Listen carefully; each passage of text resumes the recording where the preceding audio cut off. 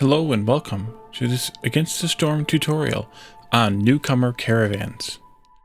As I mentioned in the introductory tutorial, this series will be covering all aspects of the gameplay, all of the various features and mechanics of the game. However, with the game still being in early access, some of these aspects may be altered slightly or greatly throughout the development period. When that happens, I plan to provide some kind of update, either with an updated tutorial video or at a minimum as a pinned comment. With that said, let's get started. So every year at the beginning of Drizzle, assuming, except for the first year, you will be awarded with a Newcomer Caravan.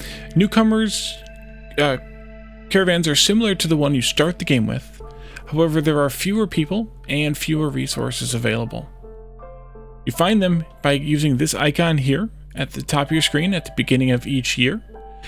Note that if you take a cornerstone that alters the timeline of your calendar, whether that's to shorten or lengthen any of the seasons, the Newcomer Caravan will be slightly off skew from that default schedule.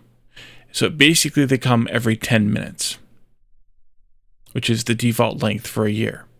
So there are a few things to look at on the Newcomer Caravans. First off, you get two choices.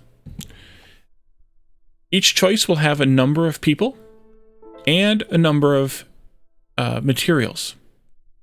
The number of people is important, perhaps more important than the number of materials. Because if one caravan has 4 people, man, I got lucky with this one, and one caravan has 3 people, almost always 4 people is going to be better than 3 people, regardless of what they come with.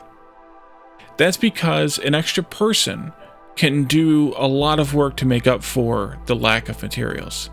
And there is quite a discrepancy here in the materials provided. This 4-person caravan comes with only 8 fabric, whereas this 3-person caravan comes with 10 leather, 4 pottery, and 5 mushrooms.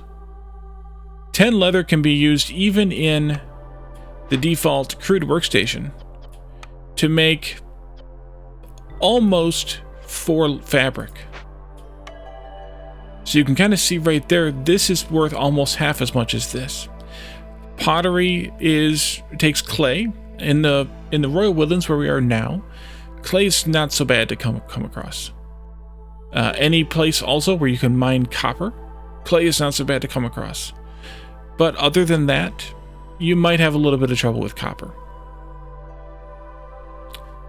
And then mushrooms are food. They're always good to have. It's always good to have some food. Although we are doing very well on food. We happen to be doing very well on food in this particular map.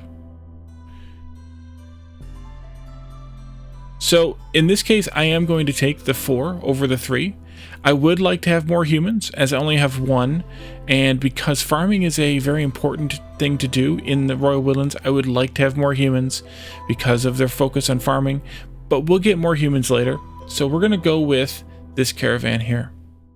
Now, once you pick a caravan, those people immediately join your town.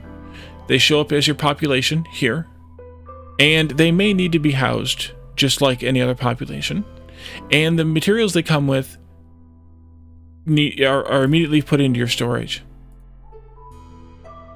Once you've taken your caravan, the next one won't come again for another 10 minutes, the next year, in most cases.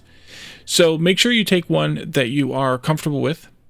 If you choose to not take the caravan right away, then you can always opt to take it at any time during the course of that year, and you'll still be offered another caravan at the beginning of the next year or after that 10 minutes from the initial offering.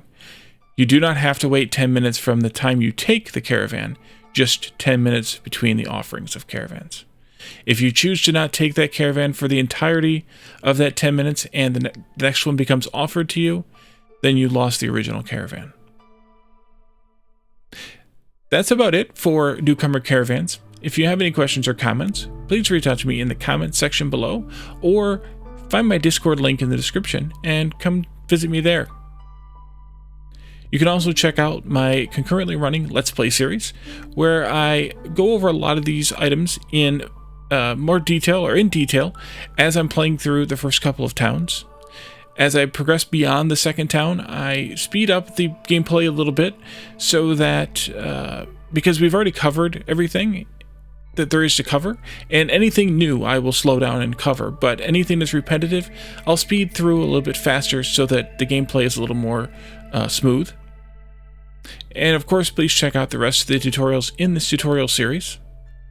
Thank you all for joining me, and I will see you all in the next one. Bye for now.